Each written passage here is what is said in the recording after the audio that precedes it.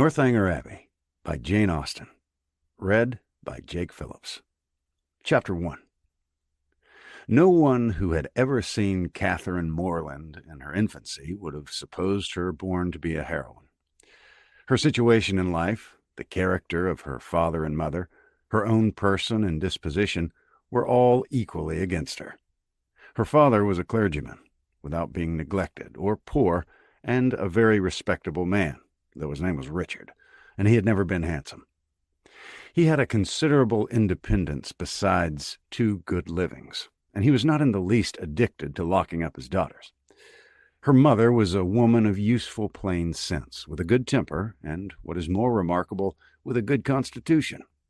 She had 3 sons before Catherine was born, and instead of dying and bringing the latter into the world, as anybody might expect, she still lived to have 6 children more, to see them growing up around her, and to enjoy excellent health herself. A family of 10 children will always be called a fine family where there are heads and arms and legs enough for the number. But the Morlands had little other right to the word, for they were in general very plain, and Catherine, for many years of her life, as plain as any. She had a thin, awkward figure, a sallow skin without color, dark, lank hair, and strong features. So much for her person. And not less unpropitious for heroism seemed her mind. She was fond of all boys' plays, and greatly preferred cricket, not merely to dolls, but to the more heroic enjoyments of infancy, nursing a dormouse, feeding a canary bird, or watering a rose bush. Indeed, she had no taste for a garden, and if she gathered flowers at all, it was chiefly for the pleasure of mischief. At least so it was conjectured from her always preferring those which she was forbidden to take. Such were her propensities. Her abilities were quite as extraordinary. She never could learn or understand anything before she was taught, and sometimes not even then, for she was often inattentive and occasionally stupid. Her mother was 3 months in teaching her only to repeat the beggar's petition, and after all, her next sister, Sally, could say it better than she did. Not that Catherine was always stupid, by no means. She learnt the fable of the hare and many friends as quickly as any girl in England. Her mother wished her to learn music, and Catherine was sure she should like it, for she was very fond of tinkling the keys of the old forlorn spinner, so at 8 years old she began. She learnt a year and could not bear it, and Mrs. Morland, who did not insist on her daughters being accomplished in spite of incapacity or distaste, allowed her to leave off. The day which dismissed the music master was one of the happiest of Catherine's life. Her taste for drawing was not superior, though whenever she could obtain the outside of a letter from her mother or seize upon any other odd piece of paper, she did what she could in that way by drawing houses and trees, hens and chickens, all very much like one another. Writing and accounts she was taught by her father, French by her mother. Her proficiency in either was not remarkable, and she shirked her lessons in both whenever she could. What a strange, unaccountable character! For with all these symptoms of profligacy at 10 years old, she had neither a bad heart nor a bad temper, was seldom stubborn, scarcely ever quarrelsome, and very kind to the little ones, with few interruptions of tyranny. She was moreover noisy and wild, hated confinement and cleanliness, and loved nothing so well in the world as rolling down the green slope at the back of the house. Such was Catherine Morland at 10. At 15, appearances were mending. She began to curl her hair and long for balls. Her complexion improved. Her features were softened by plumpness and color. Her eyes gained more animation, and her figure more consequence. Her love of dirt gave way to an inclination for finery, and she grew clean as she grew smart. She had now the pleasure of sometimes hearing her father and mother remark on her personal improvement. "Catherine grows quite a good-looking girl. She's almost pretty today," were words which caught her ears now and then. And how welcome were the sounds! To look almost pretty is an acquisition of higher delight to a girl who has been looking plain the first 15 years of her life than a beauty from her cradle can ever receive. Mrs. Morland was a very good woman, and wished to see her children everything they ought to be. But her time was so much occupied in lying in and teaching the little ones that her elder daughters were inevitably left to shift for themselves. And it was not very wonderful that Catherine, who had by nature nothing heroic about her, should prefer cricket, baseball, riding on horseback, and running about the country at the age of 14 to books, at least books of information, for provided that nothing like useful knowledge could be gained from them, provided that they were all story and no reflection, she had never any objection to books at all. But from 15 to 17, she was in training for a heroine. She read all such works as heroines must read to supply their memories with those quotations which are so serviceable and so soothing in the vicissitudes of their eventful lives. From Pope, she learnt to censure those who bear about the mockery of woe. From Gray, that many a flower is born to blush unseen and waste its fragrance on the desert air. From Thomson, that it is a delightful task to teach the young idea how to shoot. And from Shakespeare she gained a great store of information, amongst the rest that trifles light as air are to the jealous confirmation strong as proofs of Holy Writ, that the poor beetle which we tread upon in corporal sufferance feels a pang as great as when a giant dies, and that a young woman in love always looks like Patience on a monument smiling at grief. So far her improvement was sufficient, and in many other points she came on exceedingly well. For though she could not write sonnets, she brought herself to read 'em, and though there seemed no chance of her throwing a whole party into raptures by a prelude on the pianoforte of her own composition, she could listen to other people's performance with very little fatigue. Her greatest deficiencies was in the pencil. She had no notion of drawing, not enough even to attempt a sketch of her lover's profile, that she might be detected in the design. There she fell miserably short of the true heroic height. At present, she did not know her own poverty, for she had no lover to portray. She had reached the age of 17 without having seen one amiable youth who could call forth her sensibility, without having inspired one real passion, and without having excited even any admiration but what was very moderate and very transient. This was strange indeed. But strange things may be generally accounted for if their cause be fairly searched out. There was not one lord in the neighborhood, no, not even a baronet. There was not one family among their acquaintance who had reared and supported a boy accidentally found at their door, not one young man whose origin was unknown. Her father had no ward, and the squire of the parish no children. But when a young lady is to be a heroine, the perverseness of 40 surrounding families cannot prevent her. Something must and will happen to throw a hero in her way. Mr. Allen, who owned the chief of the property about Fullerton, the village in Wiltshire where the Morlands lived, was ordered to Bath for the benefit of a gouty constitution, and his lady, a good-humoured woman, fond of Miss Morland, and probably aware that if adventures will not befall a young lady in her own village, she must seek 'em abroad, invited her to go with them. Mr. and Mrs. Morland were all compliance, and Catherine all happiness. Chapter 2. In addition to what has already been said of Catherine Morland's personal and mental endowments, when about to be launched into all the difficulties and dangers of a 6 weeks' residence in Bath, it may be stated for the reader's more certain information, lest the following pages should otherwise fail of giving any idea of what her character is meant to be, that her heart was affectionate, her disposition cheerful and open, without conceit or affectation of any kind, her manners just removed from the awkwardness and shyness of a girl, her person pleasing, and when in good looks, pretty, and her mind about as ignorant and uninformed as the female mind at 17 usually is. When the hour of departure drew near, the maternal anxiety of Mrs. Morland will be naturally supposed to be most severe. 1,000 alarming presentiments of evil to her beloved Catherine from this terrific separation must oppress her heart with sadness and drown her in tears for the last day or two of their being together, and the advice of the most important and applicable nature must of course flow from her wise lips in their parting conference in her closet. Cautions against the violence of such noblemen and baronets as delight in forcing young ladies away to some remote farmhouse must at such a moment relieve the fullness of her heart. Who would not think so?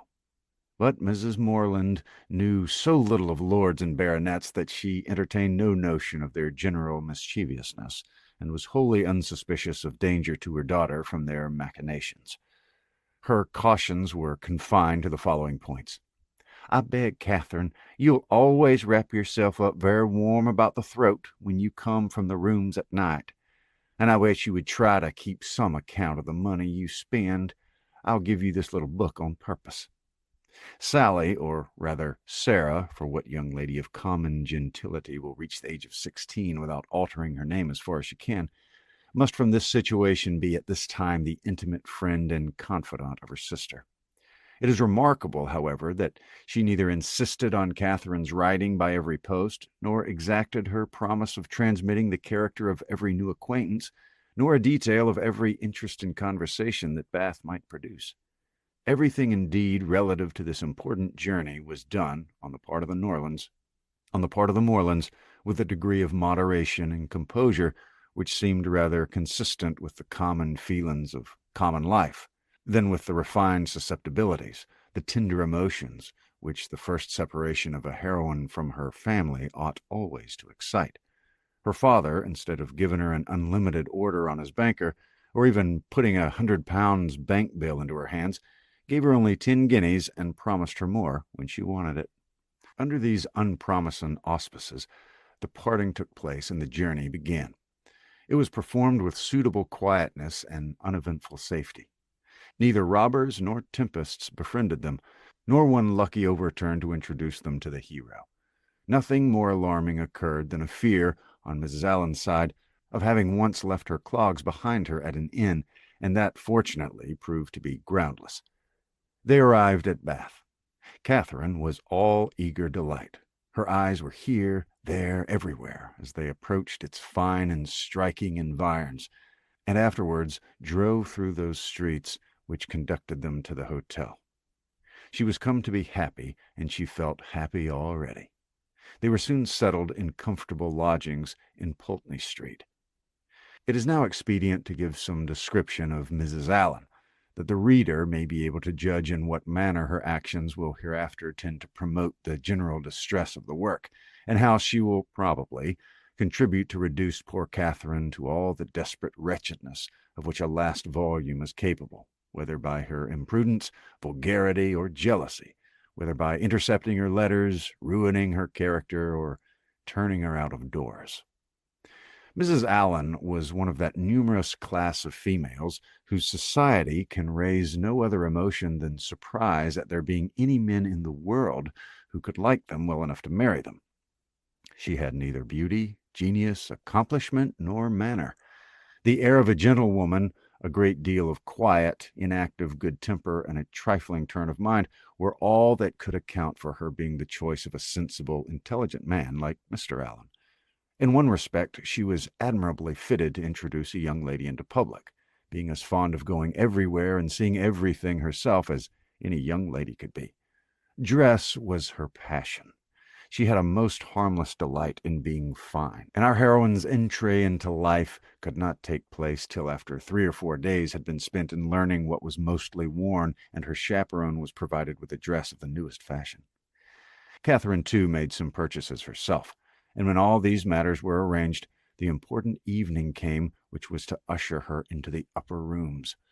Her hair was cut and dressed by the best hand, her clothes put on with care, and both Mrs. Allen and her maid declared she looked quite as she should do. With such encouragement, Catherine hoped at least to pass uncensured through the crowd. As for admiration, it was always very welcome when it came, but she did not depend on it. Mrs. Allen was so long in dressing that they did not enter into the ballroom till late. The season was full, the room crowded, and the two ladies squeezed in as well as they could. As for Mr. Allen, he repaired directly to the card-room and left them to enjoy a mob by themselves.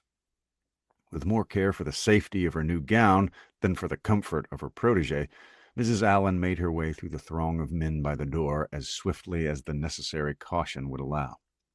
Catherine, however, kept close at her side, and linked her arm too firmly within her friend's to be torn asunder by any common effort of a struggling assembly. But to her utter amazement, she found that to proceed along the room was by no means the way to disengage themselves from the crowd. It seemed rather to increase as they went on, whereas she had imagined that when once fairly within the door, they could easily find seats and be able to watch the dances with perfect convenience. But this was far from being the case, and though by unwearied diligence they gained even the top of the room, their situation was just the same. They saw nothing of the dancers but the high feathers of some of the ladies. Still, they moved on. Something better was yet in view, and by a continued exertion of strength and ingenuity, they found themselves at last in the passage behind the highest bench. Here there was something less of a crowd than below, and hence Miss Morland had a comprehensive view of all the company beneath her, and of all the dangers of her late passage through them. It was a splendid sight, and she began, for the first time that evening, to feel herself at a ball. She longed to dance, but she had not an acquaintance in the room.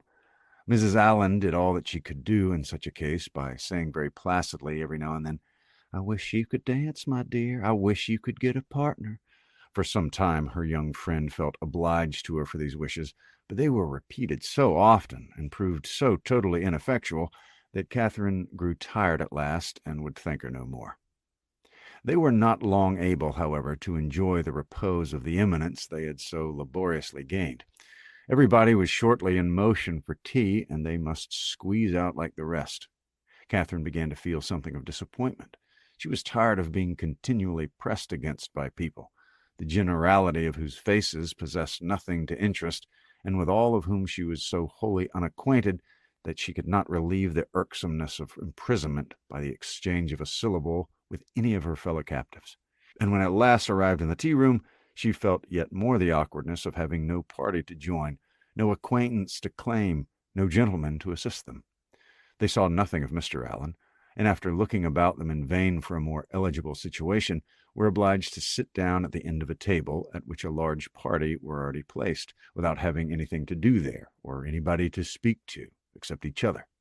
Mrs. Allen congratulated herself as soon as they were seated on having preserved her gown from injury. "It would be very shocking to have it torn," said she, "would it not? It's such a delicate muslin. For my part, I have not seen anything I like so well in the whole room, I assure you." "How uncomfortable it is," whispered Catherine, "not to have a single acquaintance here." "Yes, my dear," replied Mrs. Allen with perfect serenity, "it is very uncomfortable indeed. What shall we do? The gentlemen and ladies at this table look as if they wondered why we came here. We seem to be forcing ourselves into their party." "Aye, so we do. That's very disagreeable. I wish we had a large acquaintance here." I wish we had any. It would be somebody to go to." "Very true, my dear.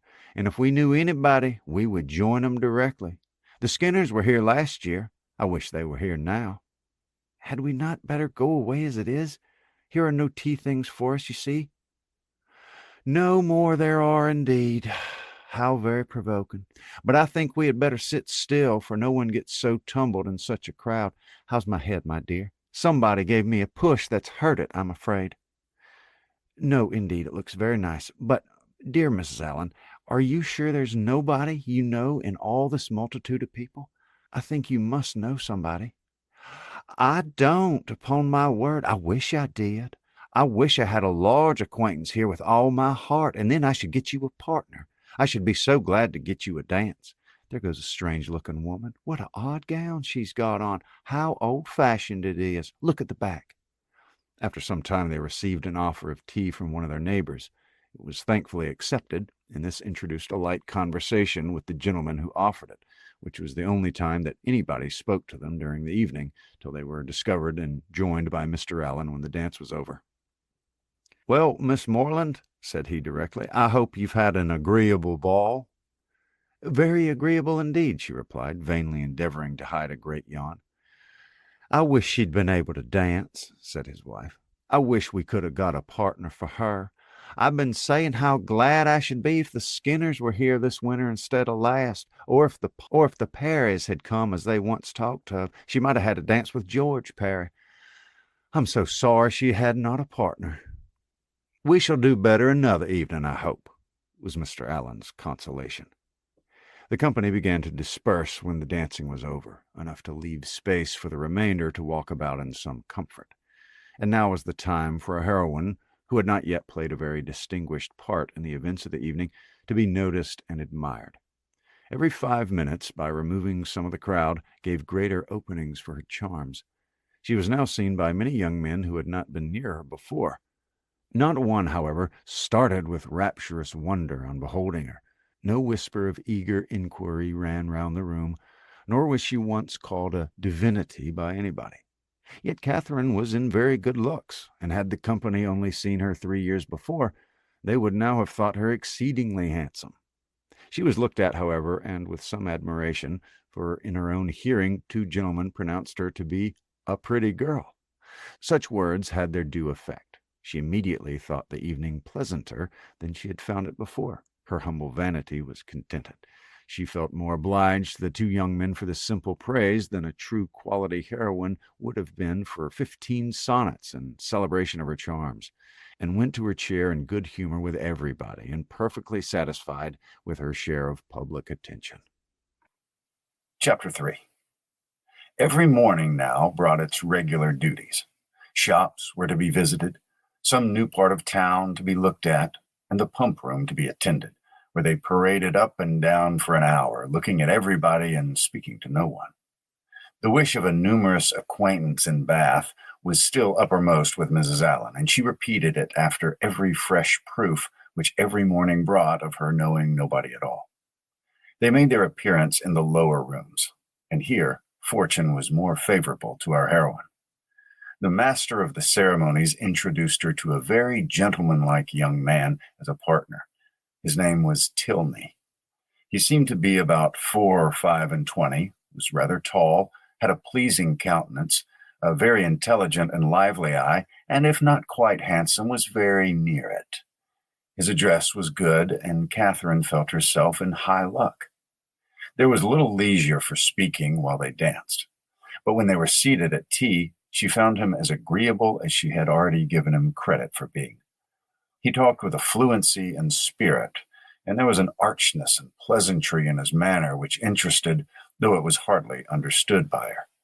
After chatting some time on such matters as naturally arose from the objects around him, he suddenly addressed her with, "I've hitherto been very remiss, madam, in the proper attentions of a partner here. I've not yet asked how long you've been in Bath, whether you were ever here before, whether you've been at the upper rooms, the theater, and the concert, and how you like the place altogether. I've been very negligent. But are you now at leisure to satisfy me in these particulars? If you are, I will begin directly."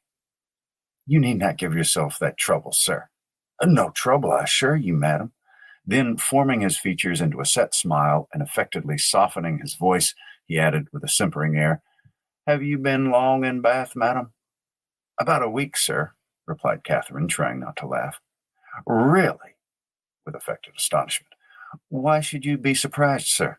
"Why, indeed," said he in his natural tone, "but some emotion must appear to be raised by your reply, and surprise is more easily assumed and not less reasonable than any other.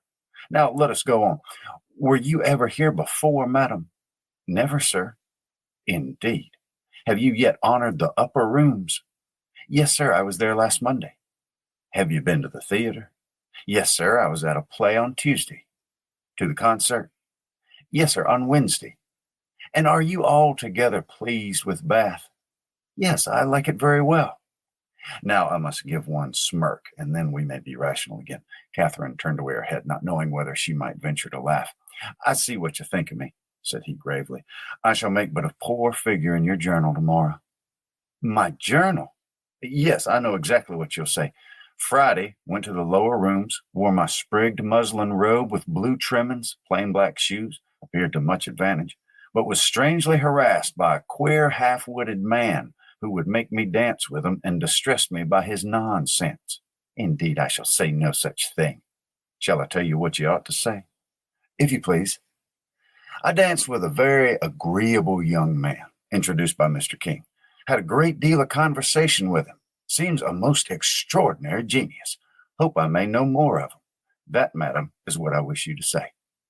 "But perhaps I keep no journal." Perhaps you're not sitting in this room, and I'm not sitting by you. These are points in which a doubt is equally possible. Not keep a journal. How are your absent cousins to understand the tenor of your life in Bath without one? How are the civilities and compliments of every day to be related as they ought to be, unless noted down every evening in a journal?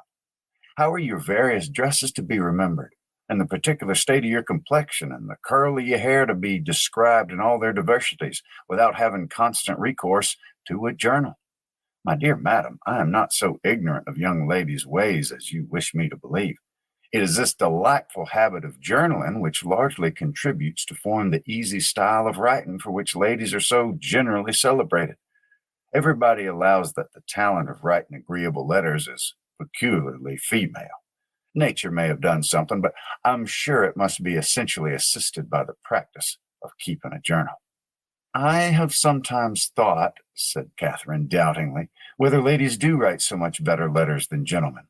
That is, I should not think the superiority was always on our side.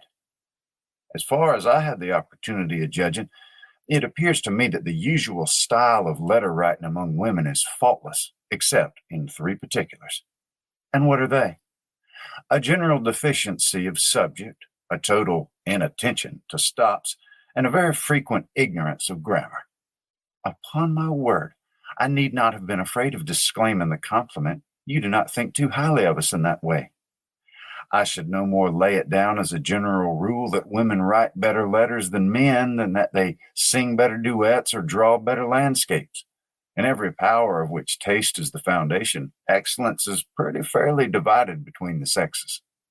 They were interrupted by Mrs. Allen. My dear Catherine, said she, do take this pin out of my sleeve. I'm afraid it's torn a hole already. I shall be quite sorry if it has, for this is a favorite gown, though it cost me but 9 shillings a yard. That's exactly what I should have guessed it, madam, said Mr. Tilney, looking at the muslin. Do you understand muslin, sir? Particularly well. I always buy my own cravats, and am allowed to be an excellent judge, and my sister has often trusted me in the choice of a gown. I bought one for her the other day, and it was pronounced to be a prodigious bargain by every lady who saw it. I gave but 5 shillings a yard for it, and a true Indian muslin. Mrs. Allen was quite struck by his genius. Men commonly take so little notice of those things, said she. I can never get Mr. Allen to know one of my gowns from another. You must be a great comfort to your sister, sir. I hope I am, madam. And pray, sir, what do you think of Miss Moreland's gown? It's very pretty, madam, he said gravely, examining it, but I do not think it'll wash well. I'm afraid it'll fray. How can you, said Catherine, laughing, be so, she had almost said strange. I'm quite of your opinion, sir, replied Mrs. Allen, and I so told Miss Moreland when she bought it. But then, you know, madam, muslin always turns to some account or other. Miss Moreland will get enough of it out for a handkerchief or a cap or a cloak. Muslin can never be said to be wasted. I've heard my sister say so 40 times when she's been extravagant in buying more than she wanted or careless in cutting it to pieces. Bath is a charming place, sir. There are so many good shops here. We're sadly off in the country. Not but what we have very good shops in Salisbury, but it's so far to go. 8 miles is a long way. Mr. Allen says it's 9, measured 9, but I'm sure it can't be more than 8. And it's such a fag. I come back tired to death. Now, here one can step out of doors and get a thing in 5 minutes. Mr. Tilney was polite enough to seem interested in what she said, and she kept him on the subject of muslins till the dancing recommenced. Catherine feared, as she listened to their discourse, that he indulged himself a little too much with the foibles of others. What are you thinking of so earnestly? Said he as they walked back to the ballroom. Not of your partner, I hope, for by that shake of the head your meditations are not satisfactory. Catherine colored and said, I was not thinking of anything. This is artful and deep, to be sure, but I had rather be told at once that you'll not tell me. Well, then, I'll not. Thank you. For now, we shall soon be acquainted, as I'm authorized to tease you on this subject whenever we meet, and nothing in the world advances intimacy so much. They danced again, and when the assembly closed, parted, on the lady's side at least, with a strong inclination for continuing the acquaintance. Whether she thought of him so much while she drank her warm wine and water and prepared herself for bed as to dream of him when there cannot be ascertained. But I hope it was no more than a light slumber or a morning doze at most. For if it be true, as a celebrated writer has maintained, that no young lady can be justified in falling in love before the gentleman's love is declared, it must be very improper that a young lady should dream of a gentleman before the gentleman is first known to have dreamt of her. How proper Mr. Tilney might be as a dreamer or a lover had not yet perhaps entered Mr. Allen's head, but that he was not objectionable as a common acquaintance for his young charge, he was on inquiry satisfied. For he had early in the evening taken pains to know who her partner was, and had been assured of Mr. Tilney's being a clergyman and of a very respectable family in Gloucestershire. Chapter 4. With more than usual eagerness did Catherine hasten to the pump room the next day, secure within herself of seeing Mr. Tilney there before the morning were over, and ready to meet him with a smile. But no smile was demanded. Mr. Tilney did not appear. Every creature in Bath, except himself, was to be seen in the room at different periods of the fashionable hours. Crowds of people were every moment passing in and out, up the steps and down, people whom nobody cared about and nobody wanted to see, and he only was absent. "What a beautiful place Bath is," said Mrs. Allen as they sat down near the great clock after parading the room till they were tired, "and how pleasant it would be if we had any acquaintance here." This sentiment had been uttered so often in vain that Mrs. Allen had no particular reason to hope it would be followed with more advantage now. But we are told to despair of nothing we would attain, as unwearied diligence our point would gain, and the unwearied diligence with which she had every day wished for the same thing was at length to have its just reward.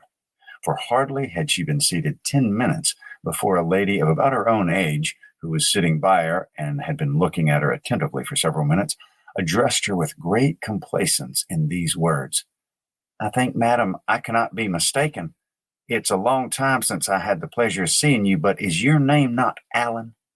This question answered, as it readily was, the stranger pronounced hers to be Thorpe, and Mrs. Allen immediately recognized the features of a former schoolfellow and intimate, whom she had seen only once since their respective marriages, and that many years ago. Their joy on this meeting was very great, as well it might, since they had been contented to know nothing of each other for the last 15 years. Compliments on good looks now passed, and after observing how time had slipped away since they were last together, how little they had thought of meeting in Bath, and what a pleasure it was to see an old friend, they proceeded to make inquiries and give intelligence as to their families, sisters, and cousins, talking both together, far more ready to give than to receive information, and each hearing very little of what the other said. Mrs. Thorpe, however, had one great advantage as a talker over Mrs. Allen in a family of children, and when she expatiated on the talents of her sons and the beauty of her daughters, when she related their different situations and views, that John was at Oxford, Edward at Merchant Taylor's, and William at sea, and all of them more beloved and respected in their different station than any other three beings ever were, Mrs. Allen had no similar information to give, no similar triumphs to press on the unwilling and unbelieving ear of her friend, and was forced to sit and appear to listen to all these maternal effusions, consoling herself, however, with the discovery, which her eye soon made, that the lace on Mrs. Thorpe's pelisse was not half so handsome as that of her own. "Come here, my dear girls," cried Mrs. Thorpe, pointing at three smart-looking females who, arm in arm, were then moving towards her. "My dear Mrs. Allen, I long to introduce them. They'll be so delighted to see you. The tallest is Isabella, my eldest. Is not she a fine young woman? The others are very much admired too, but I believe Isabella is the handsomest." The Miss Thorpes were introduced, and Miss Morland, who had been for a short time forgotten, was introduced likewise. The name seemed to strike them all, and after speaking to her with great civility, the eldest young lady observed aloud to the rest, "How excessively like her brother Miss Morland is." "The very picture of him indeed," cried the mother, "and I should have known her anywhere for his sister," was repeated by them all 2 or 3 times over.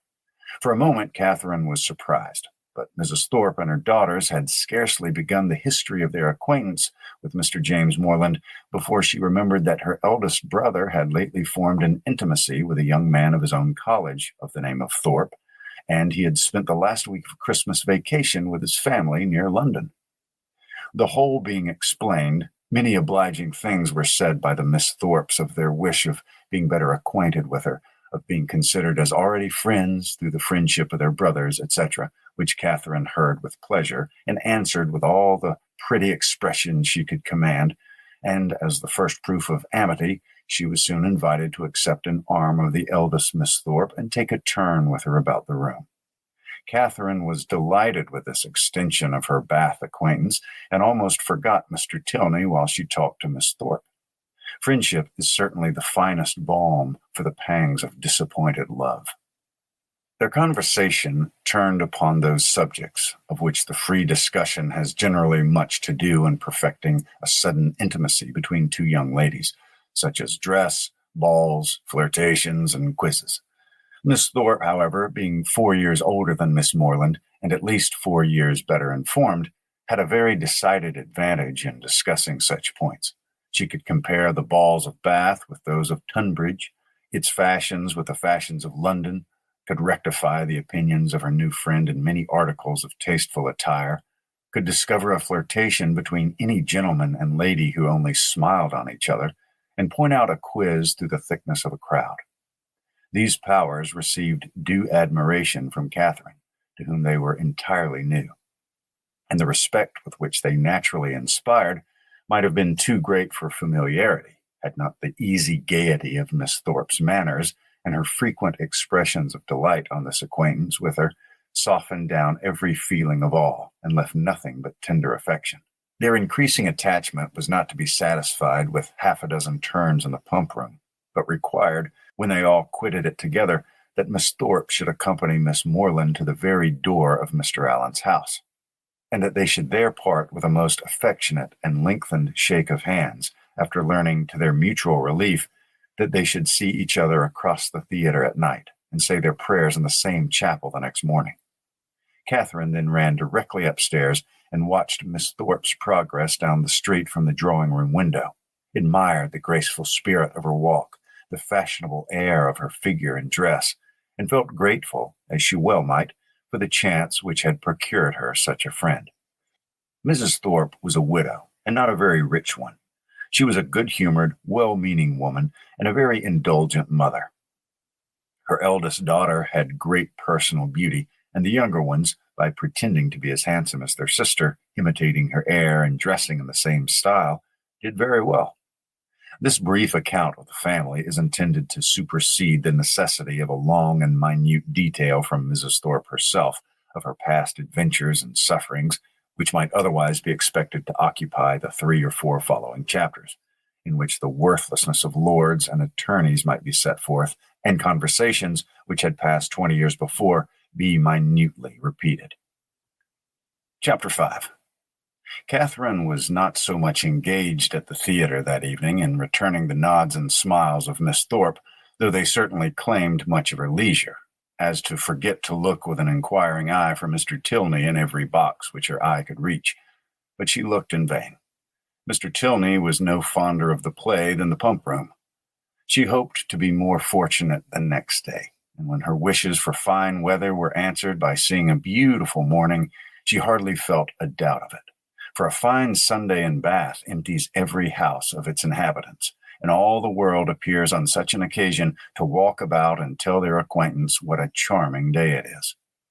As soon as divine service was over, the Thorpes and Allens eagerly joined each other, and after staying long enough in the pump room to discover that the crowd was insupportable, and that there was not a genteel face to be seen, which everybody discovers every Sunday throughout the season, they hastened away to the Crescent to breathe the fresh air of better company. Here Catherine and Isabella, arm in arm, again tasted the sweets of friendship in an unreserved conversation. They talked much and with much enjoyment, but again was Catherine disappointed in her hope of re-seeing her partner. He was nowhere to be met with. Every search for him was equally unsuccessful, in morning lounges or evening assemblies. Neither at the upper nor lower rooms, at dressed or undressed balls, was he perceivable, nor among the walkers, the horsemen, or the curricle drivers of the morning. His name was not in the pump room book, and curiosity could do no more. He must be gone from Bath. Yet he had not mentioned that his stay would be so short. This sort of mysteriousness, which is always so becoming in a hero, threw a fresh grace in Catherine's imagination around his person and manners, and increased her anxiety to know more of him. From the Thorpes she could learn nothing, for they had only been 2 days in Bath before they met with Mrs. Allen. It was a subject, however, in which she often indulged with her fair friend, from whom she received every possible encouragement to continue to think of him, and his impression on her fancy was not suffered, therefore, to weaken. Isabella was very sure that he must be a charming young man, and was equally sure that he must have been delighted with her dear Catherine, and would therefore shortly return. She liked him the better for being a clergyman, for she must confess herself very partial to the profession, and something like a sigh escaped her as she said it. Perhaps Catherine was wrong in not demanding the cause of that gentle emotion, but she was not experienced enough in the finesse of love or the duties of friendship to know when delicate raillery was properly called for, or when a confidence should be forced. Mrs. Allen was now quite happy, quite satisfied with Bath. She had found some acquaintance, had been so lucky, too, as to find them the family of a most worthy old friend, and as the completion of good fortune, had found these friends by no means so expensively dressed as herself. Her daily expressions were no longer, "I wish we had some acquaintance in Bath." They were changed into, "How glad I am we met with Mrs. Thorpe," and she was as eager in promoting the intercourse of the two families as her young charge and Isabella themselves could be, never satisfied with the day unless she spent the chief of it by the side of Mrs. Thorpe in what they called conversation, but in which there was scarcely ever any exchange of opinion, and not often any resemblance of subject, for Mrs. Thorpe talked chiefly of her children, and Mrs. Allen of her gowns. The progress of the friendship between Catherine and Isabella was quick as its beginning had been warm, and they passed so rapidly through every gradation of increasing tenderness that there was shortly no fresh proof of it to be given to their friends or themselves. They called each other by their Christian name, were always arm in arm when they walked, pinned up each other's train for the dance, and were not to be divided in the set. And if a rainy morning deprived them of the other enjoyments, they were still resolute in meeting in defiance of wet and dirt, and shut themselves up to read novels together. Yes, novels, for I will not adopt that ungenerous and impolitic custom so common with novel writers of degrading by their contemptuous censure the very performances to the number of which they are themselves adding, joining with their greatest enemies in bestowing the harshest epithets on such works, and scarcely ever permitting them to be read by their own heroine, who, if she accidentally take up a novel, is sure to turn over its insipid pages with disgust. Alas, if the heroine of one novel be not patronized by the heroine of another, from whom can she expect protection and regard? I cannot approve of it. Let us leave it to the reviewers to abuse such effusions of fancy at their leisure, and over every new novel to talk in threadbare strains of the trash with which the press now groans. Let us not desert one another. We are injured in body, although our productions have afforded more extensive and unaffected pleasure than those of any other literary corporation in the world. No species of composition has been so much decried. From pride, ignorance, or fashion, our foes are almost as many as our readers. And while the abilities of the 900th abridger of the history of England, or the man who collects and publishes in a volume some dozen lines of Milton, Pope, and Prior, with a paper from the Spectator and a chapter from Sterne, are eulogized by 1,000 pens, there seems almost a general wish of decrying the capacity and undervaluing the labor of the novelist, and of slighting the performance which gave only genius, wit, and taste to recommend them. I am no novel reader. I seldom look into novels. Do not imagine that I often read novels. It is really very well for a novel. Such is the common cant. And what are you reading, miss? "Oh, it's only a novel," replies the young lady while she lays down her book with affected indifference or momentary shame. "It's only Cecilia or Camilla or Belinda, or in short, only some work in which the greatest powers of the mind are displayed, in which the most thorough knowledge of human nature, the happiest delineation of its varieties, the liveliest effusions of wit and humor are conveyed to the world in the best chosen language." Now, had the same young lady been engaged with a volume of The Spectator instead of such a work, how proudly would she have produced the book and told its name, though the chances must be against her being occupied by any part of that voluminous publication, of which either the matter or manner would not disgust a young person of taste. The substance of its papers, so often consisting in the statement of improbable circumstances, unnatural characters, and topics of conversation which no longer concern anyone living, and their language, too, frequently so coarse as to give no very favorable idea of the age that could endure it. Chapter 6. The following conversation, which took place between the two friends in the pump room one morning, after an acquaintance of 8 or 9 days, is given as a specimen of their very warm attachment, and of the delicacy, discretion, originality of thought, and literary taste which marked the reasonableness of that attachment. They met by appointment, and as Isabella had arrived nearly 5 minutes before her friend, her first address naturally was, "My dearest creature, what can have made you so late? I have been waiting for you at least this age." "Have you indeed? I'm very sorry for it. But really, I thought I was in very good time. It's just but one. I hope you've not been here long." "Oh, these 10 ages at least. I'm sure I've been here this half hour. But now let us go and sit down at the other end of the room and enjoy ourselves. I have 100 things to say to you. In the first place, I was so afraid it would rain this morning, just as I wanted to set off. It looked very showery, and that would have thrown me into agonies. Do you know I saw the prettiest hat you can imagine in a shop window in Milsom Street just now? Very like yours, only with ribbons that were green. I quite longed for it. But, my dearest Catherine, what have you been doing with yourself all morning? Have you gone on with Udolpho?" "Yes, I've been reading it ever since I woke, and I've got to the Black Veil." "Are you indeed? How delightful! Oh, I would not tell you what's behind the Black Veil for the world. Are you not wild to know?" "Oh, yes, quite. What can it be? But don't tell me.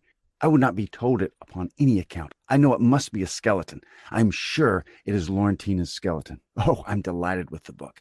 I should like to spend my whole life reading it. I assure you, if it had not been to meet you, I would not have come away from it for all the world." "Dear creature, how much I'm obliged to you. And when you've finished Udolpho, we'll read the Italian together.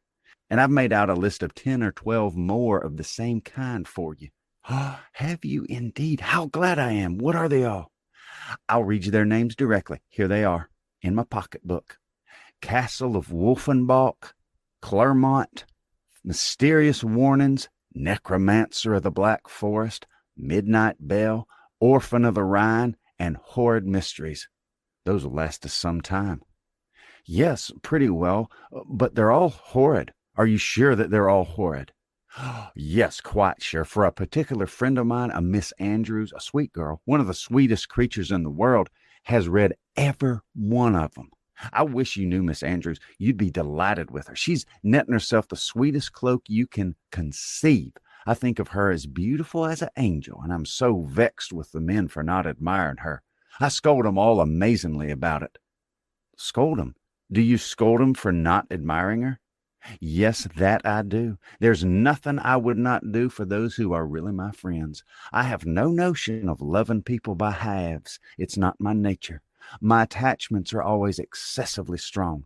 I told Captain Hunt at one of our assemblies this winter that if he was to tease me all night, I would not dance with him unless he would allow Miss Andrews to be as beautiful as an angel. The men think us incapable of real friendship, and I'm determined to show 'em the difference. Now, if I were to hear anybody speak slightingly of you, I should fire up in a moment. But that's not at all likely, for you're just the kind of girl to be a great favorite with the men." "Oh, dear," cried Catherine, coloring. "How can you say so?" I know you very well. You have so much animation, which is exactly what Miss Andrews wants, for I confess there's something amazingly insipid about her. Oh, I must tell you that just after we parted yesterday, I saw a young man looking at you earnestly. I'm sure he's in love with you." Catherine colored and disclaimed again. Isabella laughed. "It's very true, upon my honor, but I see how it is. You're indifferent to everybody's admiration except to that one gentleman who shall be nameless. Nay, I can't blame you." Speaking more seriously, "your feelings are easily understood where the heart is really attached. I know very well how little one can be pleased with the attention of anybody else. Everything is so insipid, so uninteresting. That does not relate to the beloved object. I can perfectly comprehend your feelings. But you should not persuade me that I think so very much about Mr. Tilney, for perhaps I may never see him again." "Not see him again! My dearest creature, don't talk of it. I'm sure you would be miserable if you thought so." "No, indeed, I should not. I do not pretend to say that I was not very much pleased with him, but while I have Udolpho to read, I feel as if nobody could make me miserable. Oh, the dreadful black veil! My dear Isabella, I'm sure there must be Laurentina's skeleton behind it. It's so odd to me that you should never have read Udolpho before, but I suppose Mrs. Morland objects to novels." "No, she does not. She very often reads Sir Charles Grandison herself, but new books do not fall in our way." "Sir Charles Grandison, that is an amazing horrid book, is it not? I remember Miss Andrews could not get through the first volume." "It's not like Udolpho at all, and yet I think it's very entertaining." "Do you indeed? You surprise me. I thought it had not been readable. But, my dearest Catherine, have you settled what to wear on your head tonight? I'm determined at all events to be dressed exactly like you. The men take notice of that sometimes, you know." "But it does not signify if they do," said Catherine very innocently. "Signify? Oh, heavens! I make it a rule never to mind what they say. They are very often amazingly impertinent if you don't treat 'em with spirit and make 'em keep their distance." "Are they? Well, I never observed that. They always behave very well to me." "Oh, they give themselves such airs. They're the most conceited creatures in the world, and think themselves of so much importance. By the by, though I have thought of it 100 times, I have always forgot to ask you what's your favorite complexion in a man. Do you like them best dark or fair?" "I hardly know. I never thought about it. Something between both, I think. Brown, not fair, and not very dark." "Very well, Catherine. That is exactly he. I have not forgot your description of Mr. Tilney. A brown skin with dark eyes and rather dark hair." "Well, my taste is different. I prefer light eyes. And as to complexion, do you know, I like a sallow better than the other. You must not betray me if you should ever meet with one of your acquaintance answering that description." "Betray you? What do you mean?" "Nay, do not distress me. I believe I've said too much. Let's drop the subject." Catherine, in some amazement, complied, and after remaining a few moments silent, was on the point of reverting to what interested her at that time rather more than anything else in the world, Laurentina's skeleton, when her friend prevented her by saying, "For heaven's sake, let us move away from this end of the room. Do you know there are 2 odious young men who have been staring at me this half hour? They really put me quite out of countenance. Let us go and look at the arrivals. They'll hardly follow us here." Away they walked to the book, and while Isabella examined the names, it was Catherine's employment to watch the proceedings of these alarming young men. "They're not coming this way, are they?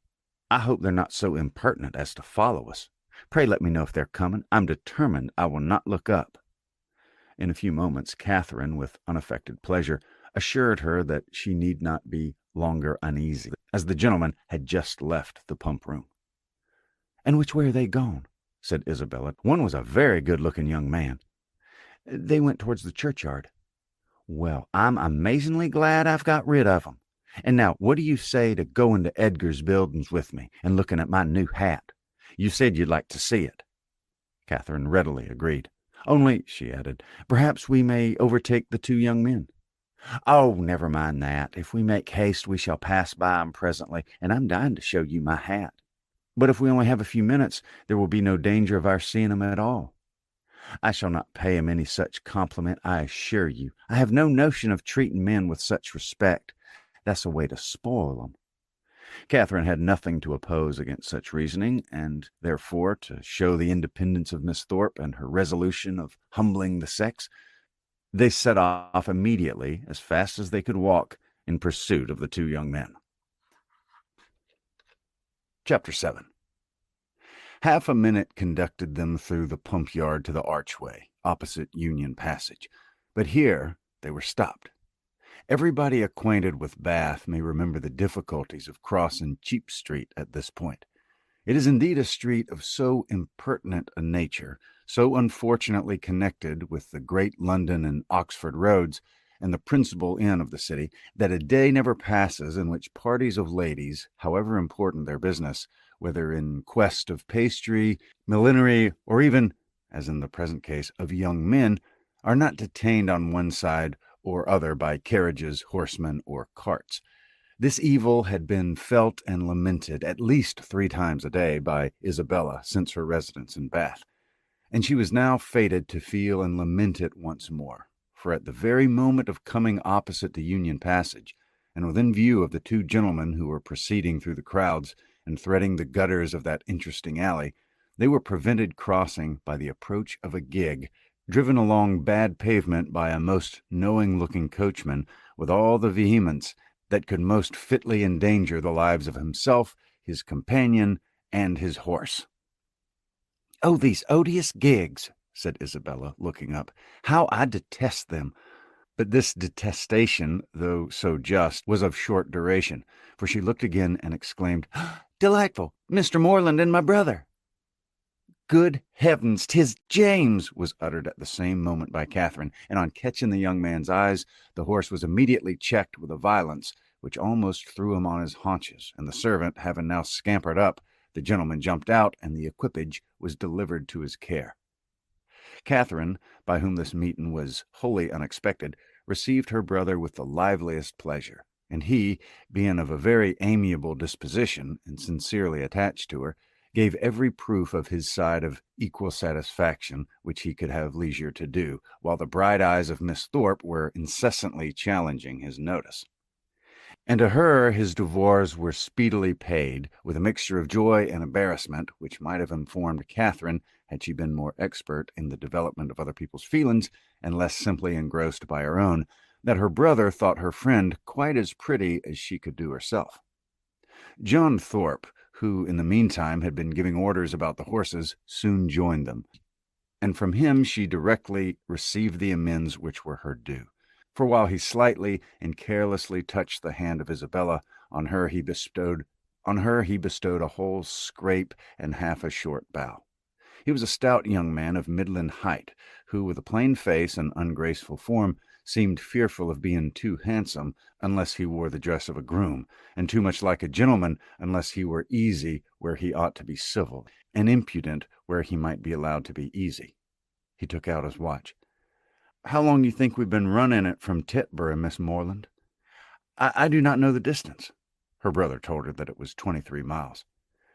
23, cried Thorpe. 25 if it's an inch, Morland remonstrated, pleaded the authority of road books, innkeepers, and milestones, but his friend disregarded them all. He had a surer test of distance. "I know it must be 25, said he. "By the time we've been doing it. It's now half after 1, and we drove out the inn yard at Tetbury as the town clock struck 11, and I defy any man in England to make my horse go less than 10 miles an hour in harness. That makes it exactly 25. "You've lost an hour," said Morland. "It was only 10 o'clock when we came from Tetbury."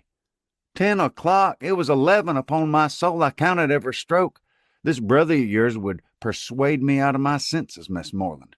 Do but look at my horse. Did you ever see an animal so made for speed in your life?"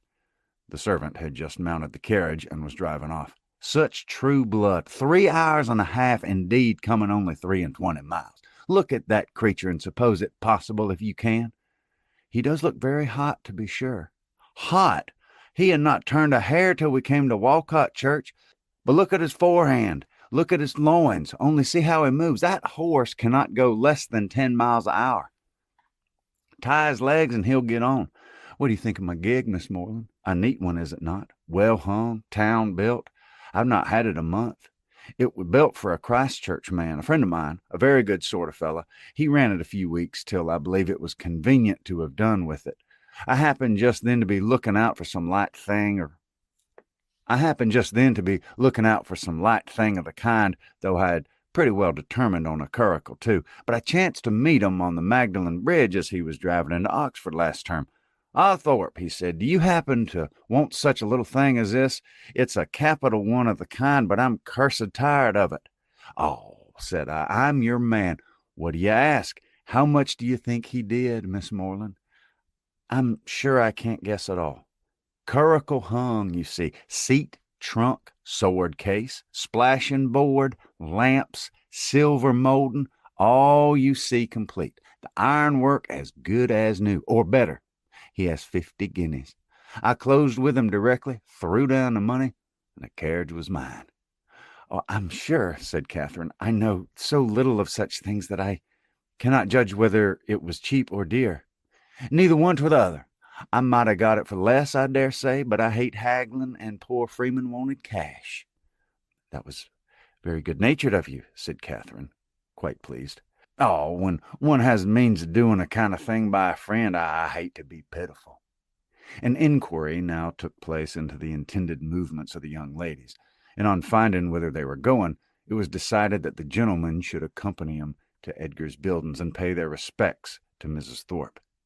James and Isabella led the way, and so well satisfied was the latter with her lot, so contentedly was she endeavoring to ensure a pleasant walk to him who brought the double recommendation of being her brother's friend and her friend's brother, so pure and uncoquettish were her feelings, that though they overtook and passed the two offending young men in Milsom Street, she was so far from seeking to attract their notice that she looked back at 'em only 3 times. John Thorpe kept, of course, with Catherine, and after a few minutes' silence renewed the conversation about his rig. "You'll find, however, Miss Moreland, it would be reckoned a cheap thing by some people, for I might have sold it for 10 guineas more the next day. Jackson of Oriel bid me 60 at once. Moreland was with me at the time." "Yes," said Moreland, who overheard this, "but you forgot that your horse was included."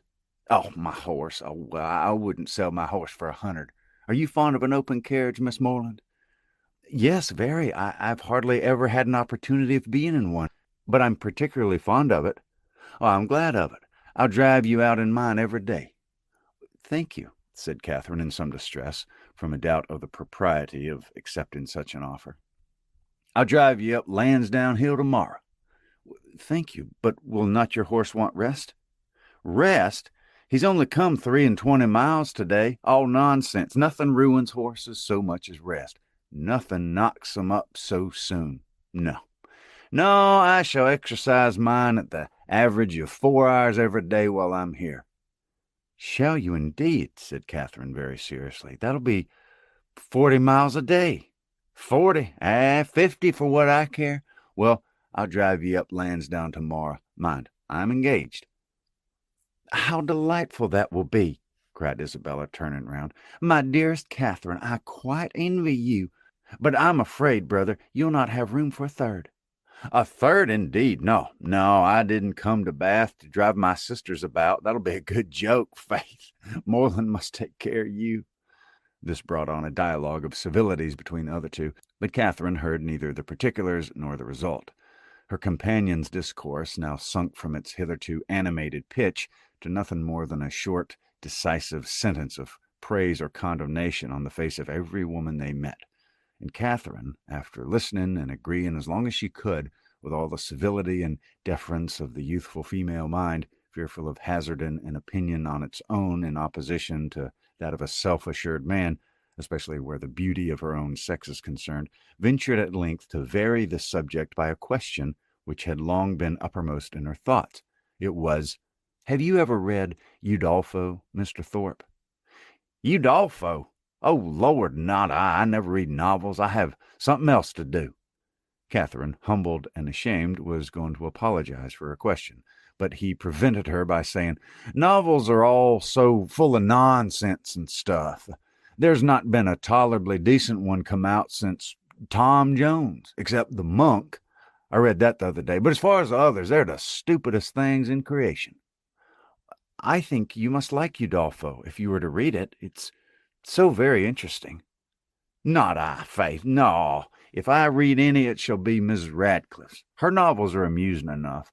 They're worth reading, some fun and nature in 'em." "Udolpho was written by Mrs. Radcliffe," said Catherine, with some hesitation, from the fear of mortifying him. "No, sure, was it? I remember. So it was. I was thinking of that other stupid book written by that other woman they make such a fuss about, who married the French immigrant. I suppose you mean Camilla?" "Yes, that's the book. Such unnatural stuff. An old man playing at seesaw. I took up the first volume once and looked it over, but soon I found it'd not do. Indeed, I guessed what sort of stuff it must be before I saw it. As soon as I heard she had married an immigrant, I was sure I should never be able to get through it." "I've never read it." "You had no loss, I assure you. It's the horridest nonsense you can imagine. There's nothing in the world in it but an old man's playing at seesaw and learning Latin. Upon my soul, there's not." This critique, the justness of which was unfortunately lost on Catherine, brought them to the door of Mrs. Thorpe's lodgings, and the feelings of the discerning and unprejudiced reader of Camilla gave way to the feelings of the dutiful and affectionate son as they met Mrs. Thorpe, who had descried them from above in the passage. "How do you do?" said he, giving her a hearty shake of the hand. "Where'd you get that quiz of a hat? Makes you look like an old witch. Here's Moreland, and I come to stay a few days with you, so you must look out for a couple of good beds somewhere near." And this address seemed to satisfy all the fondest wishes of the mother's heart, for she received him with the most delighted and exultant affection. On his two younger sisters he then bestowed an equal portion of his fraternal tenderness, for he asked each of them how they did, and observed that they both looked very ugly. These manners did not please Catherine. But he was James's friend and Isabella's brother, and her judgment was further bought off by Isabella's assuring her, when they withdrew to see the new hat, that John thought her the most charming girl in the world, and by John's engaging her before they parted to dance with him that evening. Had she been older or vainer, such attacks might have done little. But where youth and diffidence are united, it requires uncommon steadiness of reason to resist the attraction of being called the most charming girl in the world, and of being so very early engaged as a partner.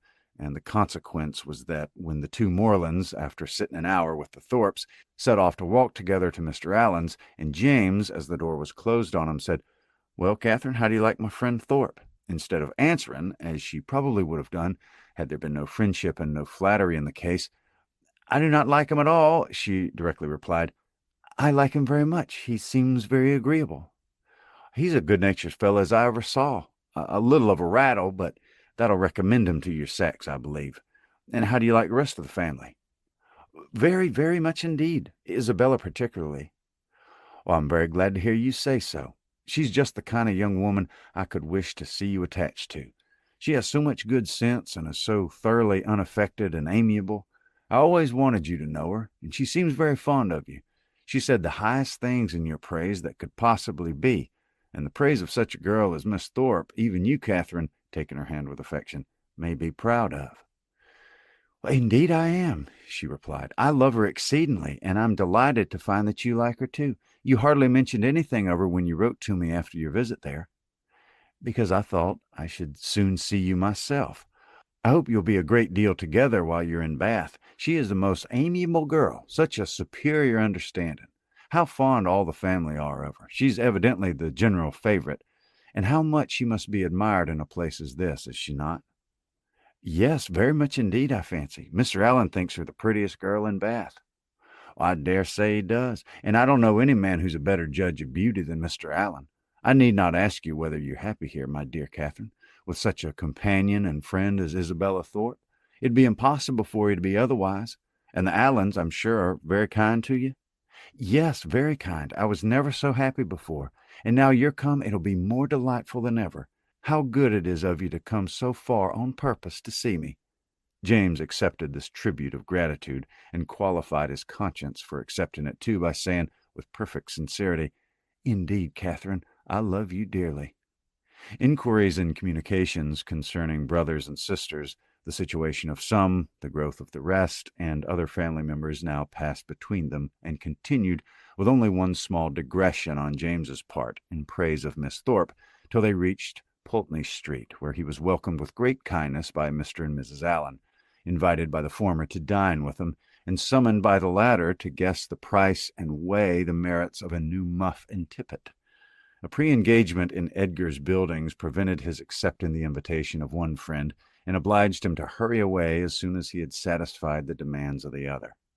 The time of the two parties uniting in the octagon room being correctly adjusted, Catherine was then left to the luxury of a raised, restless, and frightened imagination over the pages of Udolpho, lost from all worldly concerns of dressing and dinner, incapable of soothing Mrs. Allen's fears on the delay of an unexpected dressmaker, and having only 1 minute in 60 to bestow even on the reflection of her own felicity in being already engaged for the evening.